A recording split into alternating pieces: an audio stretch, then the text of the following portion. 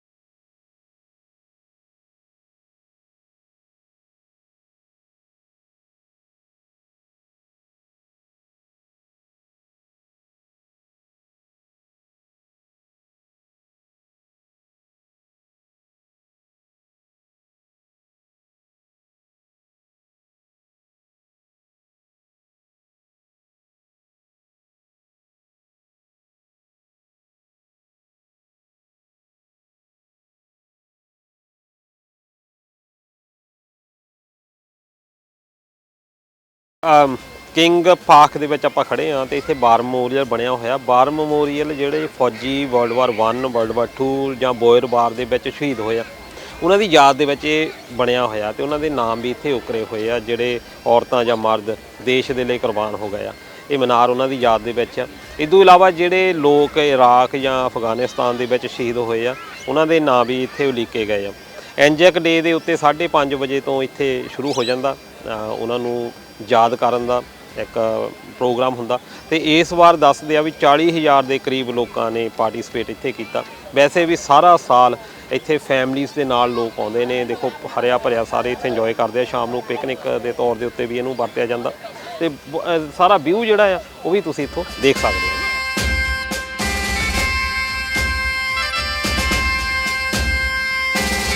Kings park Mount Aliza ਇੱਕ ਪਹਾੜੀ ਆ, ਉਹਦੇ ਉੱਤੇ ਇਹ ਮੈਮੋਰੀਅਲ ਬਣਾਇਆ ਗਿਆ ਸੀ ਤੇ ਅੱਗੇ ਜਿਹੜੀ ਅਸੀਂ ਦੇਖਣਾ ਉਹ ਰਿਵਰ ਆ, ਸਵੈਨ ਰਿਵਰ ਇਹਨੂੰ ਕਹਿੰਦੇ ਆ। ਕਾਫੀ ਚੌੜੀ ਆ, ਵੈਸੇ ਆਪਣੇ ਸ਼ਾਇਦ ਇੰਨੀਆਂ ਚੌੜੀਆਂ ਰਿਵਰਸ ਹੁੰਦੀਆਂ ਨਹੀਂ ਪਰ ਇੱਥੇ ਆ ਕੇ ਬਹੁਤ ਚੌੜੀਆਂ ਅੱਗੇ ਜਾ ਕੇ ਸਮੁੰਦਰ ਦੇ ਵਿੱਚ ਡਿੱਗ ਜਾਂਦੀ ਆ ਤੇ ਇਸੇ ਰਿਵਰ ਦੇ ਕੰਢੇ ਤੋਂ ਇੱਧਰਲੇ ਪਾਸੇ ਸਿਟੀ ਆ ਤੇ ਕਾਫੀ ਵਧੀਆ ਜਾਣੀ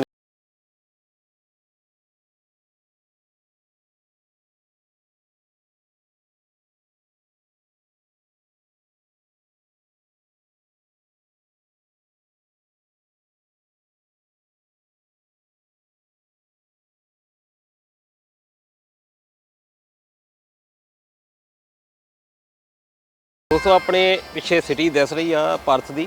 ਇੱਥੇ 4-5 ਜਿਹੜੀਆਂ ਵੱਡੀਆਂ ਬਿਲਡਿੰਗਸ ਆ ਕਹਿੰਦੇ ਰੀਸੈਂਟਲੀ ਬਣੀਆਂ, ਪਹਿਲਾਂ ਸਿਰਫ ਥੱਲੇ ਸੀਗੀਆਂ ਤੇ ਨਾਲ ਹੀ ਇਹਦੇ ਹੁਣ ਬੋਟੈਨੀਕਲ ਗਾਰਡਨ ਆ। ਬੋਟੈਨੀਕਲ ਗਾਰਡਨ ਕੋਈ 400 ਹੈਕਟੇਅਰ ਦੇ ਵਿੱਚ ਬਣਿਆ ਹੋਇਆ ਤੇ ਇਹਦੇ ਵਿੱਚ ਤਰ੍ਹਾਂ ਦੀਆਂ ਬਨਸਪਤੀ ਪਾਈਆਂ ਜਾਂਦੀਆਂ, ਦਰਖਤ ਬੂਟੇ ਬੇਲ ਤੇ ਨਾਲ ਹੀ ਤਰ੍ਹਾਂ ਦੇ ਜਿਹੜੇ ਪੰਛੀ ਆ ਉਹ ਵੀ ਪਾਏ ਜਾਂਦੇ ਆ।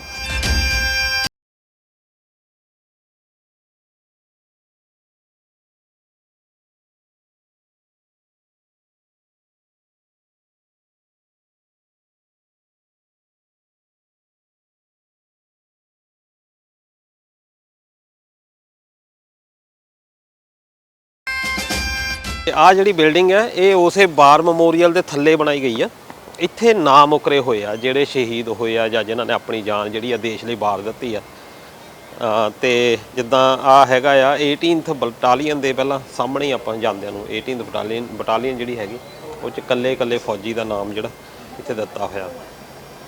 ਕਾਫੀ ਵੱਡੀ ਗਿਣਤੀ ਦੇ ਵਿੱਚ ਫੌਜੀ ਸ਼ਹੀਦ ਹੋਏ ਆ, ਦੇਖ ਸਕਦੇ ਆ ਤੁਸੀਂ। ਬਹੁਤ ਵੱਡੇ ਨਾਂ ਆ ਇੱਥੇ, ਯਾਨੀ ਇੱਥੋਂ ਤੁਸੀਂ ਅੰਦਾਜ਼ਾ ਲਾ ਸਕਦੇ ਆ ਵੀ ਆਸਟ੍ਰੇਲੀਆ ਦਾ ਕਿੰਨਾ ਨੁਕਸਾਨ ਹੋਇਆ ਸੀ ਵਰਲਡ ਵਾਰ 1 ਤੇ 2 ਦੇ ਵਿੱਚ। ਤੇ ਆ ਜਿਹੜਾ ਆ ਇਹ ਨਵਾਂ ਬਿਲਕੁਲ ਲਗਾਇਆ ਗਿਆ, ਇਹਦੇ ਬਾਰੇ ਜਿੱਦਾਂ ਕਿਹਾ ਗਿਆ ਪਹਿਲਾਂ, ਕਿਉਂਕਿ ਵਰਲਡ ਵਾਰ 1 ਤੇ 2 ਦੀ ਇਹ ਸੀਗੇ ਨਾਮ ਇੱਥੇ। ਇਹਨਾਂ ਨੇ ਫਿਰ ਕਿਹਾ ਵੀ ਅਫਗਾਨਿਸਤਾਨ ਦੇ ਵਿੱਚ ਜਿਹੜੇ ਸ਼ਹੀਦ ਹੋਏ ਆ ਆਸਟ੍ਰੇਲੀਅਨ ਫੌਜੀ, ਉਹਨਾਂ ਦੇ ਨਾਮ ਵੀ ਦਿੱਤੇ ਜਾਣ। ਉਹ ਉੱਪਰ ਅਫਗਾਨਿਸਤਾਨ ਦੇ ਆ। ਉਸ ਤੋਂ ਬਾਅਦ ਇਰਾਕ 2003 ਤੋਂ 21 ਤੱਕ ਸ਼ਹੀਦ ਜਿਹੜੇ ਹੋਏ ਆ, ਕੋਰੀਆ ਵਾਰ ਦੇ ਵਿੱਚ, ਮਲਾਇਆ ਵਾਰ ਦੇ ਵਿੱਚ, ਬੋਰਨੀਓ ਤੇ ਵੀਅਤਨਾਮ ਵਾਰ ਦੇ ਵਿੱਚ। ਵੀਅਤਨਾਮ ਵਾਰ ਜਿਹੜੀ ਆ ਇਹ ਮਸ਼ਹੂਰ ਆ ਬਈ ਅਮਰੀਕਾ ਤੇ ਵੀਅਤਨਾਮ ਵਿਚਕਾਰ ਹੋਈ ਆ, ਪਰ ਉਹਦੇ ਵਿੱਚ ਆਸਟ੍ਰੇਲੀਅਨ ਜਿਹੜੇ ਫੌਜੀ ਆ ਉਹਨਾਂ ਦੇ ਵੀ ਸ਼ਹੀਦ ਹੋਏ ਆ। ਸਾਰੇ ਜਿਹੜੇ ਨਾਮ ਉਹਨਾਂ ਦੇ ਆ।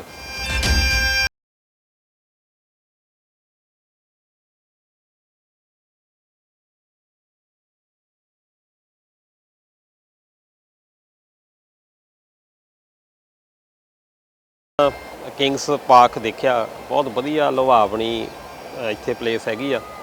ਜੋ ਮੈਂ ਨੋਟ ਕੀਤਾ, ਕਿਉਂਕਿ ਅਸੀਂ ਬ੍ਰਿਸਬੇਨ ਤੋਂ ਆਏ ਆ ਇੱਥੇ ਪਰਥ ਦੇ ਵਿੱਚ, ਤੇ ਪਰਥ ਆ ਕੇ ਮੈਂ ਇਹ ਗੱਲ ਨੋਟ ਕੀਤੀ ਆ ਕਿ ਇੱਥੇ ਫੈਮਿਲੀ ਓਰੀਐਂਟਡ ਲੋਕ ਜ਼ਿਆਦਾ ਨੇ, ਕਿ ਪਿਕਨਿਕ 'ਤੇ ਲੋਕ ਜਾਂਦੇ ਨੇ ਇਹੋ ਜਿਹੀਆਂ ਥਾਵਾਂ ਦੇ ਉੱਤੇ। ਸਾਰੇ ਬੱਚੇ ਜਿਹੜੇ ਆ ਉਹ ਵੀ ਨਾਲ ਹੁੰਦੇ ਨੇ, ਖੇਡਦੇ ਨੇ। ਤੇ ਇਹ ਜਿਹੜੀ ਗੱਲ ਸ਼ਾਇਦ ਬ੍ਰਿਸਬੇਨ ਦੇ ਵਿੱਚ ਮਿਸਿੰਗ ਹੈਗੀ ਆ, ਵੀ ਸਾਨੂੰ ਜਿਹੜਾ ਆ ਫੈਮਿਲੀ ਨੂੰ ਜਿਹੜਾ ਟਾਈਮ ਦੇਣਾ, ਭਾਵੇਂ ਕਿ ਅਸੀਂ ਬਹੁਤ ਬਿਜ਼ੀ ਆ ਜ਼ਿਆਦਾ। ਇੰਡੀਆ ਵਿੱਚ ਵੀ ਸ਼ਾਇਦ ਇੱਦਾਂ ਦਾ ਹੁੰਦਾ ਜਾਂਦਾ, ਪਰ ਇੱਥੇ ਆ ਕੇ ਬਹੁਤ ਵਧੀਆ ਲੱਗਾ ਕਿ ਬੱਚਿਆਂ ਨੂੰ ਨਾਲ ਲੈ ਕੇ ਫੈਮਿਲੀ ਸੀ ਜਿਹੜੀਆਂ ਉਹ ਬੈਠੀਆਂ। ਇੱਕ ਤਾਂ ਉਹ ਆਪਣੇ ਜੋ ਪੁਰਾਤਨ ਇਤਿਹਾਸ ਆ ਉਹਦੇ ਨਾਲ ਵੀ ਆਪਣਾ ਨੌਲੇਜ ਮਿਲਦੀ ਆ, ਨਾਲ ਦੀ ਨਾਲ ਆ ਜਿਹੜਾ ਸਕੂਨ ਆ ਤੇ ਫੈਮਿਲੀ ਦੇ ਨਾਲ ਜਿਹੜਾ ਸਮਾਂ ਸਪੈਂਡ ਕਰਨਾ, ਉਹ ਵੀ ਇੱਥੋਂ ਸਿੱਖਿਆ ਜਾ ਸਕਦਾ। ਬਹੁਤ ਵਧੀਆ ਲੱਗਾ ਇੱਥੇ ਆ ਕੇ। ਤੁਹਾਨੂੰ ਕਿੱਦਾਂ ਦਾ ਲੱਗਾ ਤੁਸੀਂ ਵੀ ਸਾਨੂੰ ਦੱਸ ਸਕਦੇ ਹੋ। ਤੇ ਅੱਗੇ ਬੋਟੈਨੀਕਲ ਗਾਰਡਨ ਹੈ, ਬੋਟੈਨੀਕਲ ਗਾਰਡਨ ਦੇ ਥੋੜ੍ਹੇ ਜਿਹੇ ਤੁਹਾਨੂੰ ਚੀਜ਼ਾਂ ਦਿਖਾਵਾਂਗੇ। ਪਰ ਬਹੁਤ ਲੰਬਾ ਵੱਡਾ ਇਹ ਗਾਰਡਨ ਹੈਗਾ, ਸਾਰਾ ਨਹੀਂ ਦਿਖਾ ਸਕਦੇ, ਪਰ ਤੁਸੀਂ ਆ ਸਕਦੇ ਆ ਇੱਥੇ ਸਵੈਨ ਰਿਵਰ ਦੇ ਕੰਢੇ, ਤੇ ਇੱਥੇ ਆ ਕੇ ਜਿਹੜਾ ਮਜ਼ਾ ਆ ਉਹ ਤੁਸੀਂ ਕਰ ਸਕਦੇ ਆ। ਮਿਲਾਂਗੇ ਅਗਲੇ ਪ੍ਰੋਗਰਾਮ ਦੇ ਵਿੱਚ, ਤਦ ਤੱਕ ਆਪਣਾ ਰੱਖੋ ਖਿਆਲ। ਸਤਿ ਸ੍ਰੀ ਅਕਾਲ।